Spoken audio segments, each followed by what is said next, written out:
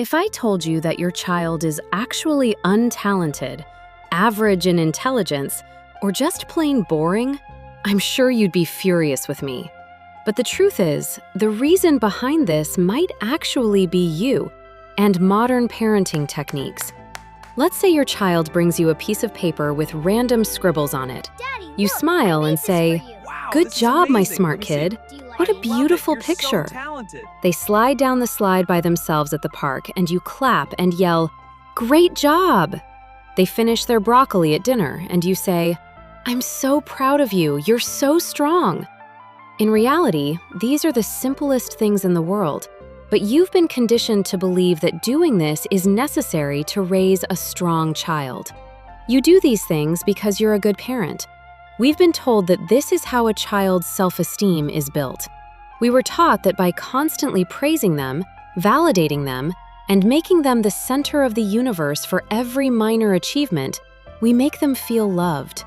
But what if I told you that that innocent good job slipping out of your mouth every day is slowly sabotaging your child's future motivation, their resilience to challenges, and even their independence? Before we dive in, please support the channel by subscribing, dropping a comment, and liking this video. Remember, you're raising your own unique children, not programming robots. Inuit parents living in the freezing cold of the Arctic, or Maya families in the jungles of Mexico, use an ancient tradition to prepare their children for the harsh realities of life. Maya and Inuit parents never, and I mean never, say "good job" to their kids. They don't applaud them, and they don't shower them with exaggerated praise. Yet, unlike modern American kids, children in these cultures wake up on their own in the morning, help with chores without being asked, and most importantly, they never throw a tantrum when things go wrong. So what is this ancient secret that they've been using for thousands of years that we don't know about? What should we be doing? And why are neuroscientists at Stanford University now coming out and saying, "We did everything wrong. The ancient cultures had it right"? By the end of this video, you'll see exactly what the phrase "good job" does to your child's brain, and you'll learn the ancient, science-backed technique you should be using instead of praise to raise an independent, self-motivated, and resilient kid. First, let's take a look at what's happening inside the brain. Why does constant praise trigger the brain in such a dangerous way? In modern parenting, we are right in the middle of an epidemic we call praise inflation. When a child is applauded just for putting on their shoes or told, "You're amazing," for completing a basic task, their brain instantly releases a wave of dopamine. Dopamine is the brain's reward chemical. It feels great. But here's the problem. Just like with sugar, the brain gets used to this cheap dopamine very quickly. Renowned psychologist Dr. Carol Dweck and her team at Stanford University conducted an incredible years-long study. They divided children into two groups. They constantly praised the first group for their intelligence or talent. They told them, "You're so smart, you're so talented." For the second group, they only gave feedback on their effort. The results were terrifying. The kids who were constantly told they were smart or amazing gave up instantly when faced with a difficult puzzle or problem. They were prone to cheating, and when they failed, they completely broke down, cried, and threw tantrums. Because for years, intentionally or not, their brains had received this message: I am only valuable when I am successful, when I am praised, and when I do everything perfectly. They were so afraid of losing that dopamine hit that they stopped taking risks, trying, and making mistakes. We made them addicted to external validation, to your applause. They started to believe they were nothing without our cheering. Now, let's travel thousands of miles away, to places where the modern culture of praise has never existed, to lands where ancient wisdom still lives. Consider the Maya families, descendants of the ancient Maya, who still live in traditional villages today. Anthropologists report that Maya children are incredibly helpful. They do chores without anyone yelling at them or begging them. When a 3-year-old Maya child sees their mother washing dishes, they quietly walk over, pull up a small stool, and start drying the plates. What does the mother do? She doesn't clap. She doesn't yell, "Good job, my wonderful baby, you're so helpful." She just smiles faintly, acknowledges the child's presence, and goes back to her work. When the job is done, the child doesn't get a piece of candy or a toy. Normal life just continues. To a modern parent, this might seem cold or even cruel. You might think, why isn't she motivating the child? But the Maya have a profound concept called Acomedido. Acomedido isn't just about doing what you're told, it's about seeing what needs to be done in that exact moment and helping out without anyone asking. The Maya know very well that when you praise a child, they will only do the task to get the praise. When you make the child the center of attention, you actually push them out of the family dynamic. They become an employee, and you become the boss, grading them. But the Maya teach their children something much deeper and more satisfying than being the center of the universe. They teach them that they are an indispensable part of this family, this tribe, this team. If you're part of a team, you don't expect a medal for washing the dishes. You do it because the team needs you. Instead of pumping cheap external dopamine into their children's brains, they give them the deep, lasting, and unshakable oxytocin that comes from a true sense of belonging. Let's go to the Arctic, to the Inuit parents.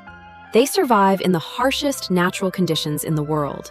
An Inuit child having an emotional meltdown and throwing themselves on the ground in a tantrum is a literal, life-threatening danger. That's why emotional resilience is everything to them. Do you know what Inuit parents do when they see their child learning a new skill, like putting on their thick snow boots by themselves for the first time? Absolutely nothing. They just wait calmly. When the child succeeds, they might offer a tiny nod or make eye contact. The Inuit normalize success because a child learning to walk, dress themselves, or overcome obstacles is the most natural thing in the world. When you turn success into a show, you turn failure into a drama. When Inuit children fall and scrape their knees, or when they fail at something, they don't cry and look at their parents' faces. They quietly get up and try again. Because they aren't applauded for success, they aren't judged for failure either.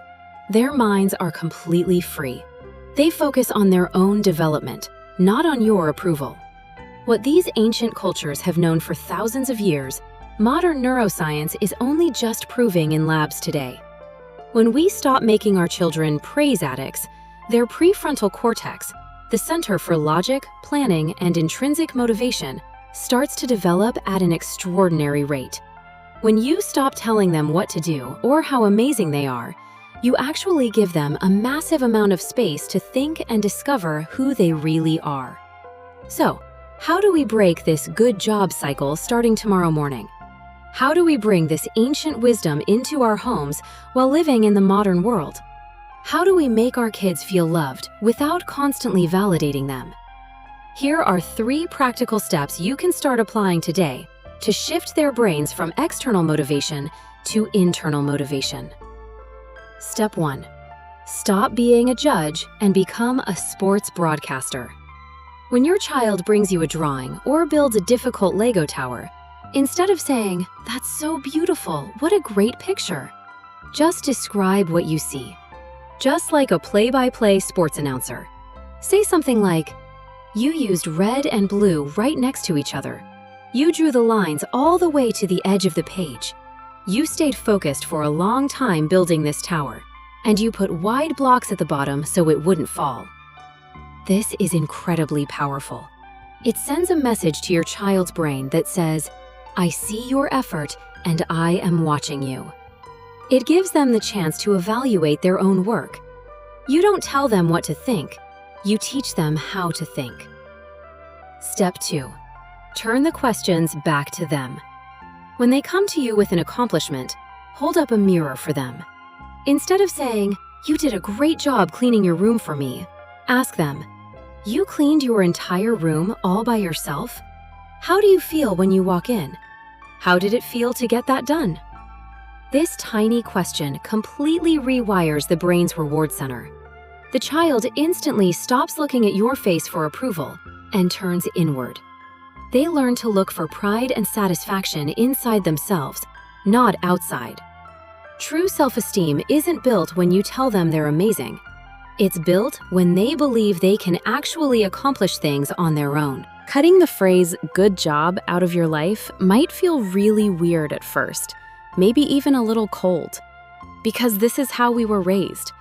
There will be many moments where you'll have to bite your lip to stop yourself. That's totally normal.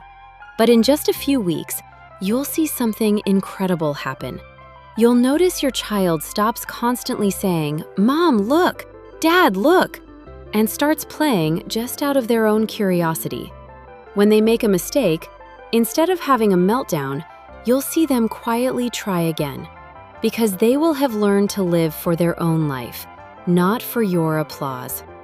And the greatest gift you can ever give a child is the ability to be proud of themselves. Now I'm asking you, which of these 3 steps is going to be the hardest for you to apply? Broadcasting like a sports announcer, turning the questions back to them, or just saying thank you? Drop a number in the comments because I really want to know what you're struggling with. And next week, I'll explain why forcing your child to share their favorite toy at the park is actually turning them into a selfish and secretive person. I'll break down how hunter-gatherer tribes teach their kids to share, or rather, why they never demand forced sharing. This information is going to rewrite all the rules of the playground. Don't forget to subscribe so you don't miss it. See you next time. You're doing a great job. You just don't need to hand them a medal for it every single second.